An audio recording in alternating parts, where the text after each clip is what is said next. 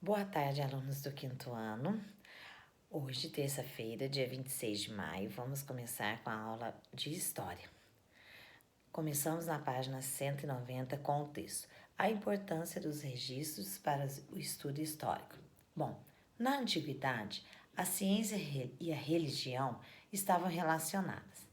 No Egito era comum a prática de embalsamento dos corpos mortos, que era a mumificação. Bom, eles acreditavam na vida após a morte. Por isso, eles tentavam preservar o corpo dos mortos, porque acreditavam que o espírito da pessoa ia precisar desse corpo para a sua nova vida. Foi por causa do contato com o corpo durante o processo de mumificação que os egípcios identificaram doenças e desenvolveram técnicas para tratá-las, cirurgias, etc. Avançaram na medicina. Então, eles registravam tudo nos papiros, que eram os papéis usados na época. De acordo com os pesquisadores, havia institutos que treinavam os médicos. Havia maneiras médicas, manuais, onde eram registradas doenças e os tratamentos. Bom, havia médicos próximos dos canteiros de obras, para atender os operários que sofriam acidentes. E então os médicos se preparavam e ficavam atentos para atender os doentes nessas obras. Bom, vocês vão conferir as respostas da página 191. Quais fontes históricas comprovam a existência de conhecimentos científicos ligados à medicina entre os egípcios? As fontes são os papiros, com registros de receitas e técnicas médicas. Outra fonte, as múmias, com marcas de cirurgias, sinais de cirurgias. Bom, a segunda pergunta. Por que os egípcios tinham o costume de mumificar os corpos de pessoas importantes? Bom, porque eles acreditavam na vida após a morte e que o espírito dependia de um corpo para poder existir na outra vida.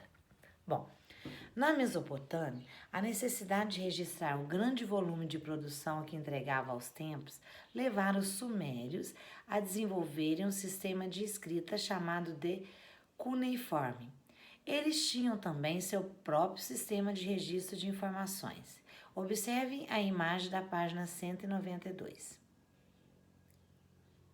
Ok? Observaram? Olha, os sumérios, eles aplicaram métodos matemáticos para entender e registrar as mudanças nos movimentos da Lua, dos planetas, etc.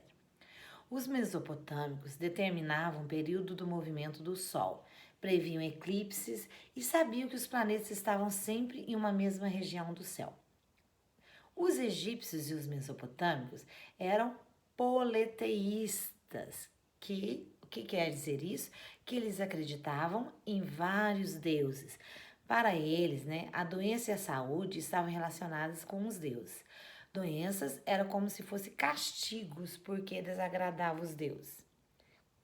Povos indígenas da América e a influência da religião em sua sociedade, é o outro título. Bom, a religião tinha uma grande influência nas civilizações que viviam na América antes da chegada de Cristóvão Colombo em 1492. Esses povos eram chamados de pré-colombianos, pois já habitavam o continente antes da chegada dos espanhóis. Os maias, os mais conhecidos, são os astecas, maias e incas. Na organização dos povos pré-colombianos, o rei ou imperador, ele comandava tudo com o apoio dos sacerdotes. O rei era considerado um representante divino e tinha poderes ilimitados. A religião, ela influenciava os povos incas, maias e astecas. No modo de quê? De organizar as atividades diárias, como o trabalho na agricultura, datas de festejos religiosos, etc. Vamos falar também da religiosidade e diversidade. Atualmente, na maior parte dos países, os governos adotam uma posição neutra em relação à religião, separando as leis da religião, certo? Essa postura é chamada de Estado laico, que garante o respeito e a diversidade e a pluralidade religiosa das pessoas. Então, os governos respeitam atualmente, nem todos os governos.